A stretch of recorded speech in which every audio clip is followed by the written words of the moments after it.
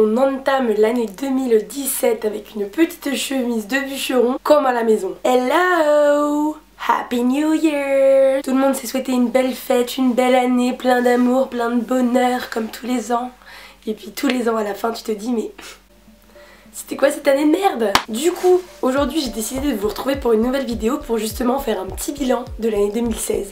Je sais que généralement les gens le font à la fin de l'année, moi j'ai décidé que l'année devait être finie pour pouvoir faire mon bilan de l'année 2016 et jusqu'au bout et pas le 31. Parce que imagine le 31 il se passe un truc de malade, bah tu peux pas le raconter. Certes moi il s'est rien passé de fou, mais bon, au moins j'ai attendu. Donc aujourd'hui on est le 3 janvier, parce que je suis une fille super calée et que j'ai bien monté ma vidéo. Parce que maintenant, actuellement on est le 2, mais demain elle sera montée et postée.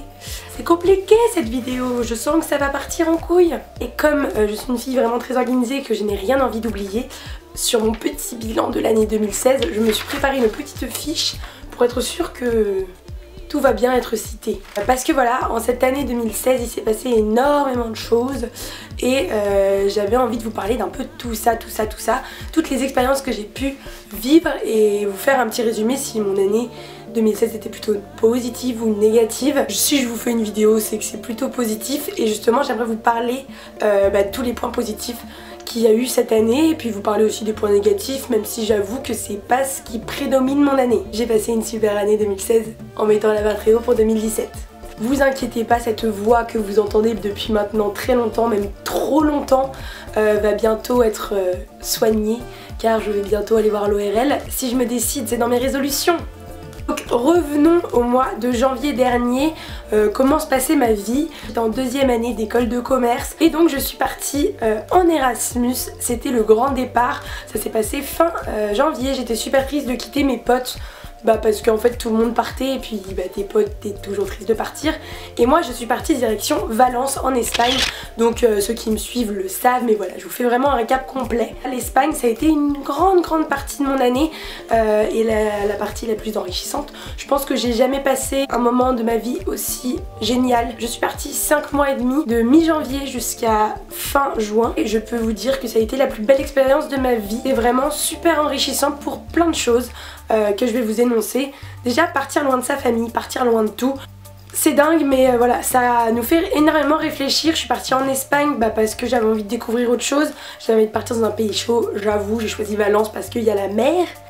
Mais en dehors de ça, partir loin de ses amis, de sa famille, avec des gens qu'on connaît pas forcément ou des gens qu'on a déjà vus de temps en temps pour 3 ou 4 personnes qui partent avec nous mais qui sont pas vraiment nos amis.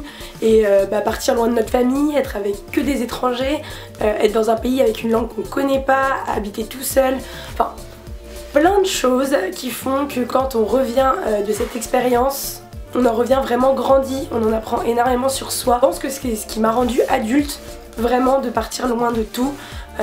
J'en ressors vraiment plus grande et plus forte. C'est beau ce que je dis.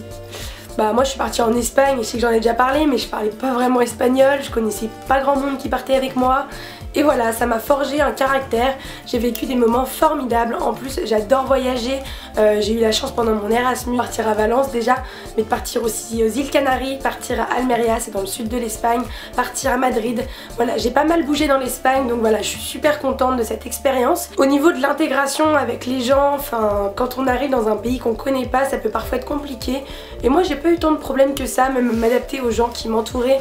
En règle générale, j'avais un coloc avec qui je me suis super bien entendue, que j'ai revu du coup plus tard dans l'année. C'était quelqu'un qui ne parlait pas français, avec lui je parlais anglais, espagnol, mais voilà, ça a été plein de super expériences. J'ai même rencontré des gens qui ne parlaient pas du tout anglais et j'étais du coup dans l'obligation de parler en espagnol.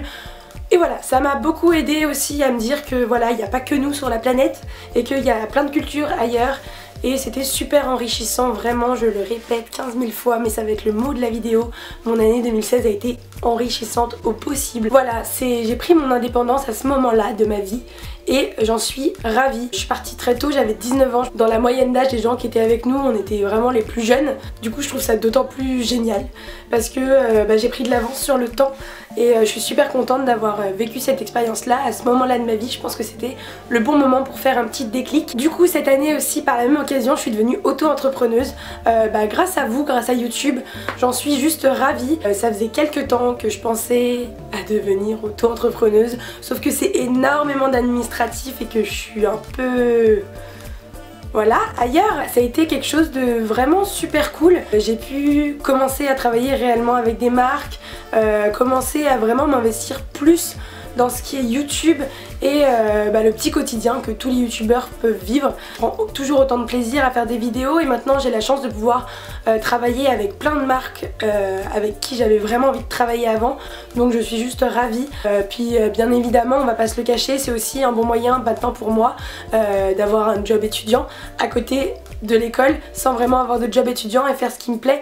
Donc voilà, ça je suis vraiment ravie d'avoir passé le statut d'auto-entrepreneur. Après je vais pas vous cacher, c'est quand même beaucoup de papier, de paperasse, de trucs à faire tous les mois. Il y a encore des trucs que je comprends pas. Heureusement je me suis fait aider par les bonnes personnes. Je suis juste trop contente d'avoir passé le cap et d'être devenue auto-entrepreneuse. J'avoue que même sur mon CV je suis assez fière d'avoir le petit statut auto-entrepreneur. On va pas se le cacher, ça fait toujours un petit plus. Donc en fait je suis rentrée d'Erasmus comme je vous l'ai dit au mois de juin et dès le 3 juillet j'ai commencé un stage de 6 mois en entreprise. Donc premier stage de ma vie, aussi là pour le coup j'étais une des plus jeunes stagiaires. On était deux à avoir 19 ans quand on est arrivé. J'ai eu la chance d'aller dans une boîte juste géniale dans laquelle je me suis vraiment épanouie. Cette boîte c'est Au Féminin, je vais pas vous le cacher, je m'en fiche un peu. Et je tiens à vous dire aussi que ça a été une des expériences les plus enrichissantes de ma vie. En fait j'ai juste adoré mon stage. Je l'ai fait pour une box beauté, pour la Beautiful Box et ça a été vraiment super. J'ai pu toucher à tout. Du coup, enfin voilà, j'ai appris énormément de choses. J'ai appris aussi énormément sur moi, sur comment je réagis vis-à-vis des autres, comment vivre en entreprise, comment s'adapter aux autres, travailler en équipe, être un peu autonome.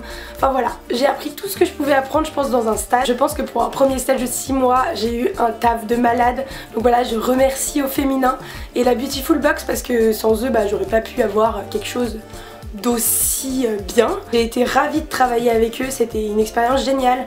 En plus c'est une boîte qui est quand même hyper dynamique et hyper jeune. J'ai adoré même l'atmosphère qu'il y a chez eux parce que c'est une boîte qui est jeune dans sa tête et qui ouvre énormément des portes à tout le monde. Il n'y a pas de différence entre les stagiaires, les employés, on a à peu près des tâches équivalentes. Bon évidemment on est quand même stagiaire, mais voilà pour vous dire qu'il n'y a pas toi t'es stagiaire et moi je suis... Voilà, c'était hyper agréable justement de travailler dans cet environnement là.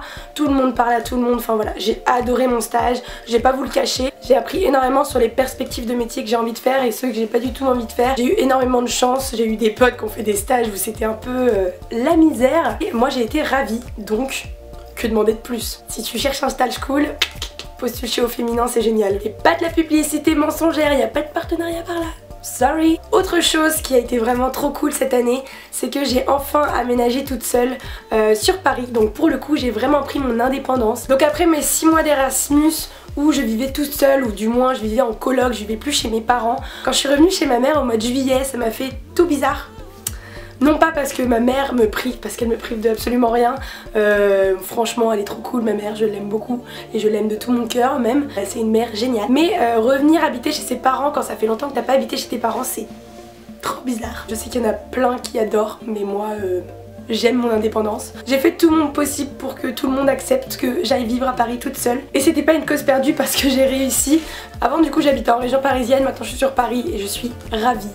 Ça a été je pense la plus belle négociation de mon année. J'ai un truc qui est tout petit, hein, ça fait 15 mètres carrés, c'est bien agencé, mais bon ça reste quand même petit, mais voilà je suis trop contente. Et j'aimerais finir par la touche la moins glamour, la moins positive on va dire de la vidéo. Vous parlez un peu de YouTube parce que je pense que vous l'avez vu et vous l'avez ressenti dans mes vidéos ces derniers temps. J'aime toujours autant ce que je fais mais j'ai moins de motivation, tout simplement parce que malheureusement je vis toute seule et je suis plus près de mon taf, mais j'ai moins de temps et moins de motivation, pas pour faire les vidéos mais pour les monter. C'est assez compliqué du coup, je compte m'organiser dans les mois qui arrivent pour que ce soit mieux organisé, que je me prévoie du temps exprès pour faire mes vidéos.